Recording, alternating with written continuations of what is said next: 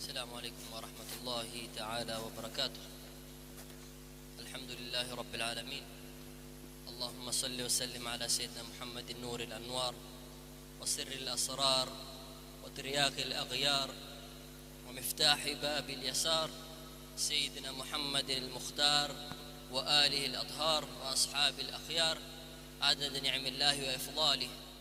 يا سيدي يا رسول الله روحي بحبك في الضياء تهيم والشوق مني في هواك عظيم والقلب مسرور بذكر محمد في ذكره نور وفيه نعيم. أما بعد فيا رب اشرح لي صدري ويسر لي أمري واحلل عقدة من لساني يفقه قولي يا رب العالمين. Kama mshairi alivyosema ndio hali tulizokuwa nazo. Walqalbu masrurun bidhikri Muhammadin, kwamba nyoyo zetu hufurahika kwa kutajwa mtume Mwenyezi Mungu Subhanahu wa Ta'ala, kutoka Safar hadi ikiingia Rabi' mpaka ikienda Rabi' ya pili, bado watu waendelea katika wadumu katika kumsalia mtume Mwenyezi Mungu Subhanahu wa Ta'ala na kumueleza. Na kila atajapo mtume wa Mwenyezi Mungu Subhanahu wa Ta'ala, na sisi tuko hadhir, na sisi tuko ndani, tunataka kumsikia mtume wa Mwenyezi Mungu Subhanahu wa Ta'ala akitajwa, kwa sababu ndio furaha yetu. Walqalbu masrurun bidhikri Muhammadin fi dhikrihi nurun wa fihi na'imu. Akitajwa mtume wa Mwenyezi Mungu Subhanahu wa Ta'ala, ndani yake kuna nuru, kwa sababu kuja kwa mtume wa Mwenyezi Mungu Subhanahu wa Ta'ala ndio kuja kwa uongofu, ndio kuja kwa nuru ya hidayah, na ndio kubadilika kwa ulimwengu kwa kuja kwa mtume wa Mwenyezi Mungu Subhanahu wa Ta'ala, na ndani yake kuna neema nyingi sana. Na tukiangalia majalis kama haya, watu wote kujitahidi kadri yanavyoweza kumtaja mtume wa Mwenyezi Mungu Subhanahu wa Ta'ala, kueleza sifa zake, kuelezea shamaili zake, akhlaqi yake, khuluqi yake mtume Mwenyezi Mungu Subhanahu wa Ta'ala, ili watu wapate mahaba ya mtume Mwenyezi Mungu Subhanahu wa Ta'ala. Kwa sababu ukiangalia kawaida ya mwanadamu alivyoumbwa, hathamini kitu mpaka akijue kile kitu, hakiheshimu kitu mpaka akijue kile kitu. Inna Allaha akhfa thalathan fi thalathin, Mwenyezi Mungu ameficha mambo matatu ndani ya mambo matatu. Mwenyezi Mungu ameficha ridhahu fi ta'ati, ameficha radhi zake katika utiifu. Ukiangalia katika kile kisa maarufu, kuna yule mwanamke ambaye alikuwa ni kazi yake kujiuza, kama ilivyokuja katika hadith, ghufira limra'atin mumisatin, mwanamke ambaye alikuwa akijiuza amesamehewa kwa ajili ya kitendo cha kumpa paka maji. Ni kitu kidogo ambacho yeye mwenyewe hakujua thamani yake, hakujua amefanya kwa ajili ya ikhlas, hakutarajia kitu chochote kwa yule jibwa, lakini kufanya kitendo kama kile ndo kilimuingiza peponi. Na tukiangalia wa akhfa ma'siyata wa akhfa ghadabahu fi ma'siyati, na ameficha hasira zake katika maasi. Yule mwanamke aliyemshika paka na kumfungia nyumbani, hakumpa chakula mpaka yule paka kufariki, na ndio ikawa sababu ya yule mwanamke kuingia motoni. Hatukuelezea sifa zake, lakini yeye aliona ni kitendo kidogo, lakini hakutambua uzito wake, na ndio ikawa sababu yake. Wa akhfa awliyaahu fi khalqi, na ameficha mawalii wake katika viumbe. Utaona wewe watu wa kawaida, lakini kwa Mwenyezi Mungu Subhanahu wa Ta'ala ni watu wakubwa sana. Wewe saa nyingine utapatana nao utawadharau. Angalia kama yule mwanamke mraatun sauda aliyokuwa katika msikiti wa mtume, alikuwa yeye kazi yake ni kusafisha msikiti. Siku moja alipofariki mtume alienda, hakumuona msikitini, akamuulizia yule sahaba, akamuuliza masahaba, yuko wapi yule mwanamke? Wale masahaba wakamwambia tushamzika. Mtume alikasirika sana, akawauliza liko wapi kaburi lake, nionyesheni lile kaburi lake. Akaenda na kumswalia. Sasa huyu mwanamke mkimuona mtamuona ni mtu wa kawaida, lakini ni maarufu kwa Mwenyezi Mungu Subhanahu wa Ta'ala. Wa kam min majhulin fil ardi ma'rufin fis samaa, ni wangapi waliokuwa hawajulikani ardhini, lakini kwa Mwenyezi Mungu Subhanahu wa Ta'ala ni watu wakubwa. Sasa watu kama hawa wewe hutoa heshima, lakini kwa Mwenyezi Mungu Subhanahu wa Ta'ala ni watu wakubwa sana. Na kuangalia haya mifano tupata kanuni kwamba kukijua kile kitu ndo wapata maarifa ya kile kitu. Na ndio hivyo hivyo kwa mtume Mwenyezi Mungu Subhanahu wa Ta'ala, kila ukimjua mtume Mwenyezi Mungu Subhanahu wa Ta'ala maarifa yazidi kwa mtume Mwenyezi Mungu Subhanahu wa Ta'ala. Maarifa ya mtume Mwenyezi Mungu Subhanahu wa Ta'ala yakizidi, itibaa ya mtume yapatikana.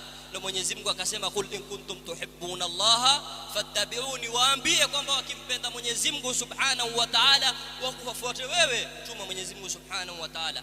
Hakuna mahaba ya kwenda kwa Mwenyezi Mungu hivi hivi, lazima mtume Mwenyezi Mungu Subhanahu wa Ta'ala akushike mkono. Tuangalie kisa kilichotokea mwaka wa 6. Mtume Mwenyezi Mungu Subhanahu wa Ta'ala aliituma saria kwenda kuvamia kabila la Banu Bakr bin Kilab. Walipoenda walifaulu, kurudi njiani walikutana na mtu akiitwa Thumama bin Uthala al-Hanafi. Yasemekana katika tarehe kwamba wahum la yaarifunahu, masahaba hawakumjua nani kwa sababu hawakuwahi kumuona. Na huyu Thumama ilikuwa ni katika wale watu 8 ambao mtume Mwenyezi Mungu Subhanahu wa Ta'ala aliwatumania risala ili wapate kusilimu. Wale wajumbe wa mtume Mwenyezi Mungu Subhanahu wa Ta'ala walipofika kwa Thumama aliwachukua na kuwaua wote. Mtume akamtangaza kwamba akasema kwamba huyu Thumama akipatikana mahali kokote auawe. Masahaba sasa walivomchukua Thumama wakampeleka kwa mtume Mwenyezi Mungu Subhanahu wa Ta'ala, akafungwa katika kipia cha msikiti. Mtume Mwenyezi Mungu Subhanahu wa Ta'ala alivomuona alimtambua, akawauliza masahaba, je, nyinyi hamumjui huyu? Na mtume alikuwa ni mara ya kwanza kumuona Saidina Thumama. Akawauliza, mumjua huyu nani? Masahaba wakasema hawamjui. Akamwambia, huyu ndio Thumama bin Uthala al-Hanafi, alikuwa ni mkubwa wa kundi la Banu Hanifa. Na hapo Banu Hanifa alikuwa ndio wakubwa sana walikimiliki ya mama yote. Sasa alikuwa ni mtu mkubwa sana. Mtume Mwenyezi Mungu Subhanahu wa Ta'ala, sasa huyu ni kafirul harbi, ni mtu aliyekuwa akiupiga vita Uislamu. Angalia alaka yake na mtume Mwenyezi Mungu Subhanahu wa Ta'ala, namna mtume alivyomhudumikia mtu kama huyu. Katika visa kama hivi tupata mafundisho mengi sana kwa mtume Mwenyezi Mungu Subhanahu wa Ta'ala. Siku hizi sisi kwa sisi twakatana, sisi kwa sisi twatukanana juu ya mamimbar, lakini mtume huyu ni kafiri ambaye alikuwa akiupiga vita Uislamu. Angalia namna alivyokimhudumikia, namna alivyokimtreat. Mtume Mwenyezi Mungu Subhanahu wa Ta'ala akawaambia, mpeni huyu Thumama maziwa kutoka ngamia wangu. Swalia ni mtume huyu ni kafiri, mtume asema mpeni maziwa kutoka ngamia wangu, na kile chakula mnachonipa mimi mpeni pia Thumama. Siku ya kwanza mtume Mwenyezi Mungu Subhanahu wa Ta'ala akawa akimlingania, siku ya pili akimlingania, lakini bado Thumama jibu lake ni lile alikataa. Siku ya tatu ikawa ni hivyo hivyo. Mtume Mwenyezi Mungu Subhanahu wa Ta'ala akawaamrisha masahaba, akamwambia, mchukueni Thumama na mumwache aende zake. Na masahaba hawakumwambia mtume, na hii ndio miujiza ya mtume Mwenyezi Mungu Subhanahu wa Ta'ala. Masahaba alikuwa hawamwambii kitu chochote mtume, madamu mtume amesema ni amri ya fatwa. Thumama akaachiliwa na kwenda zake.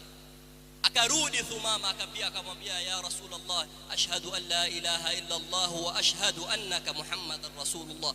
Kwa ile akhlaki aliyokifanywa na mtume Mwenyezi Mungu Subhanahu wa Ta'ala, namna alivyotritiwa, akamwambia mtume Mwenyezi Mungu, ya Rasul ya Muhammadun, wallahi ma kana ala al-ardh min wajhin abghadha ilayya min wajhik.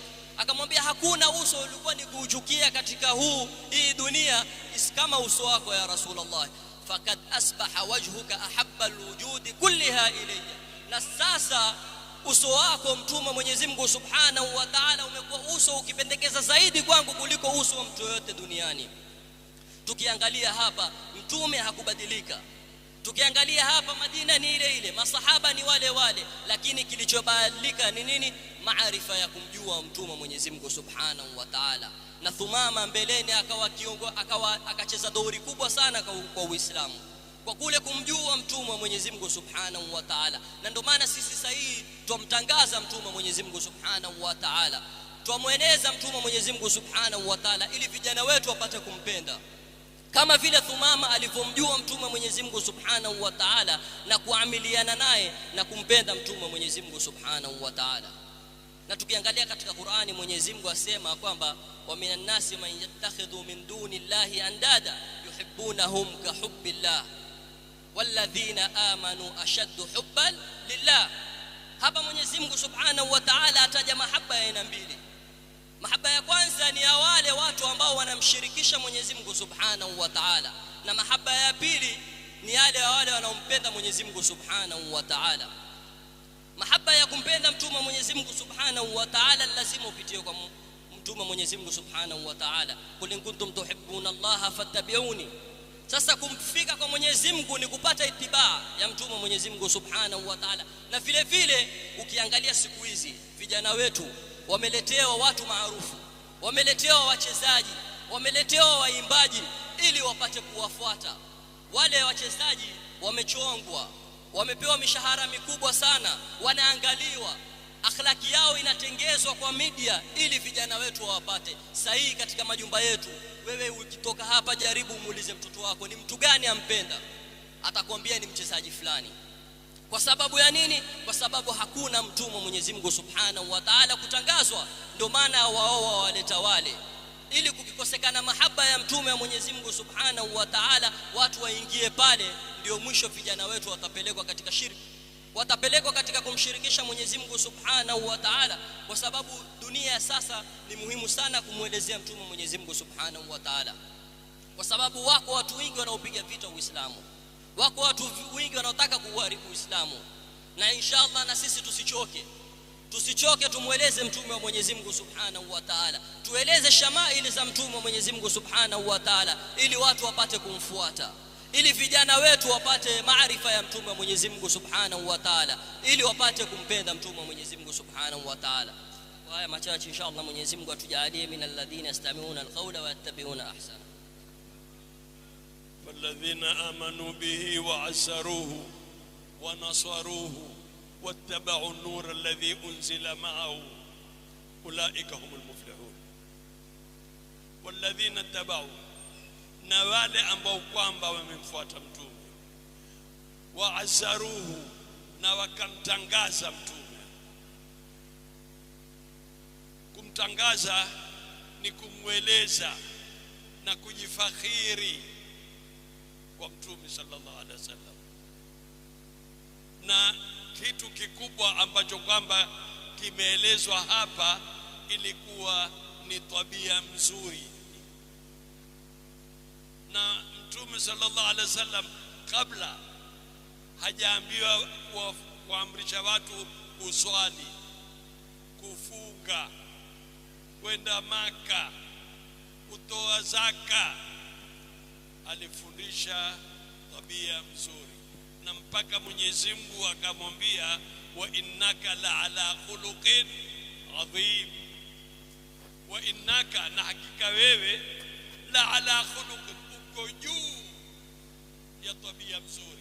Ile tabia nzuri, twaomba walioko juu mnyamaze, walioko juu mnyamaze, mwafanya fujo. Na mtume sallallahu alaihi wasallam alionesha kama kisa cha Thumama na vingi sana. Ile tabia ya mtume ilikuwa imepita mipaka. Wakati mmoja mtume amekaa, ameletewa hadia. Akiletewa hadia, yeye hula ile hadia kisha akaigawanya. Sasa siku ile masahaba, mtume ameletewa zawadi, hakumpa hata mmoja. Wale masahaba kila mmoja angojea makombo ya mtume, kila mmoja atarajia mtume atamnyoshea mkono. Hakumpa hata mmoja. Akala akamaliza. Alipoondoka yule alioleta, jamaa akamwambia Rasulullah, umetusahau mara hii? Akamwambia la, hamngeziweza kuzila. Vile vitu vilikuwa vibichi, ni utungu, lakini nyinyi mungalimuonesha, mungalikataa. Basi alikula bila ya kufinya uso, ili yule mtu asione vibaya. Hii ni katika uchache wa khuluq. Mtume alikuja na tabia nzuri. Mtume ametangaa ulimwenguni. Qur'ani haikutangaa kama mtume. Mtume ametangaa mashrik na maghrib. Kwa nini? Kwa tabia nzuri. Na Waislamu umeutangaza Uislamu kwa tabia nzuri. Kila nchi ukenda wewe, ukija Kenya kabla ya uhuru Waislamu walikuwa ni kidogo.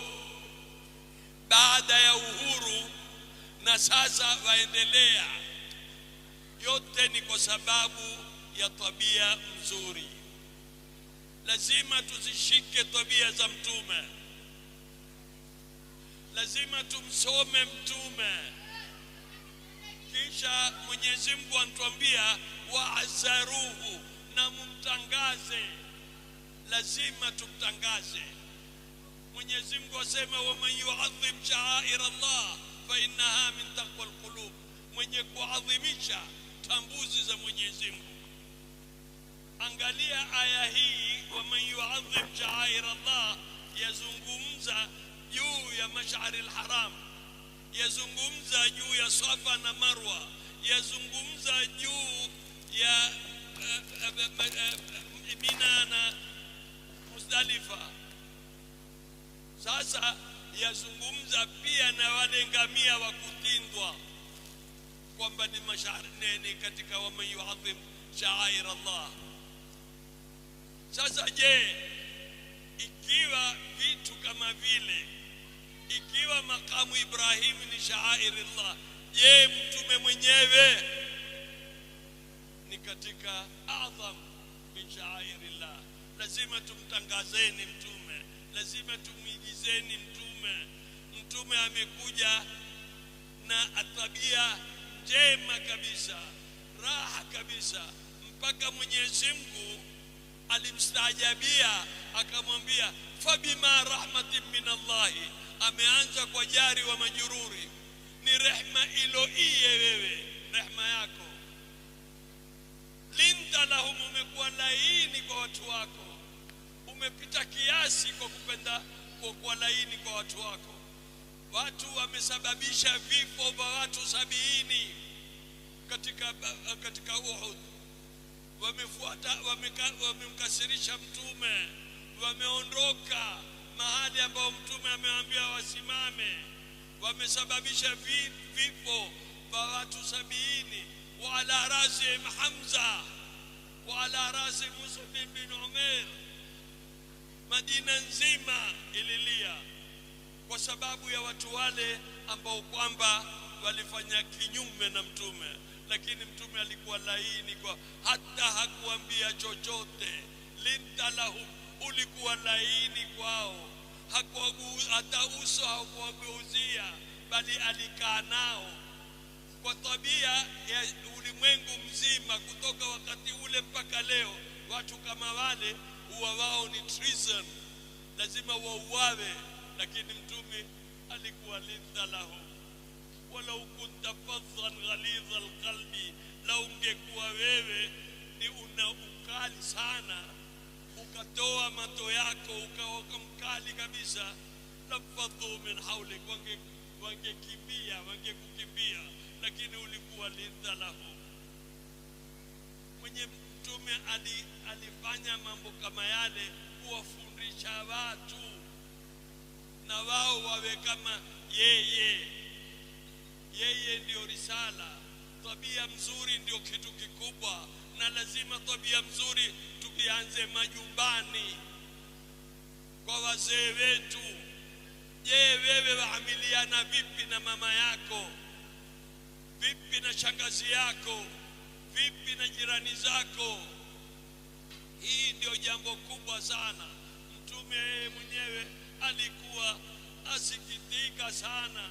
Mtume alikiteremka kwenye mimbar, ameona Hassan na Hussein wako waingia msikitini, kuonesha kuwapenda watoto. namna gani alivyowapenda wale watoto. Watoto wakimparaga juu, akitoka msikitini akaenda nyumbani kwanza kwa Fatima akateza nao wale watoto. Mtume alikuwa akenda kama farasi walikimpanda ili kuteza nao wale watoto. Hii ndiyo mafundisho ya Mtume, shamaili za Mtume. Tumtangazeni Mtume, tumfuateni Mtume. Hii ndiyo kuupeka Uislamu. Wa bihadha wa salamu alaykum wal afu minkum. Sallallahu ala Muhammad. Sasa tutasoma dua ya mwenyewe Habib Ali al-Habshi kwa ndimi yake. Dua hii ni muhimu sana watu wajikurubishe. Maneno mazito sana, na amemweka Mtume mbele kwanza kabla hajaomba. Kisha asema wadhununan jamilatan hiya wasilatuna, dhanna zetu mzuri kwako wewe ya Rabb, kwako wewe Mtume, hiya wasilatuna, hiyo ndio njia yetu. Hatuna amali, hatuna chochote, lakini tuna dhana yetu kwamba maadamu tumpenda Mtume na wewe utatusikiliza. Kwa hivyo tuhudhurisheni nia zetu, na pia vile vile tuwakumbuke watu ambao kwamba wamesimamia mambo kama haya. Mwenyezi Mungu na wao atawafungua. Na pia vile vile watu waliotangulia barzakh, katika watu ambao kwamba waliosimamia katika mambo haya katika mawalidi mbalimbali na msikiti huu. Mwenyezi Mungu atawapa nguvu wenye kusimamia msikiti, kwa sababu wao wako wenye kumtangaza Mtume, na wao maadamu wamtangaza Mtume na Mtume hakubali kukirimiwa, na yeye atawatangaza. Sallallahu ala Muhammad sallallahu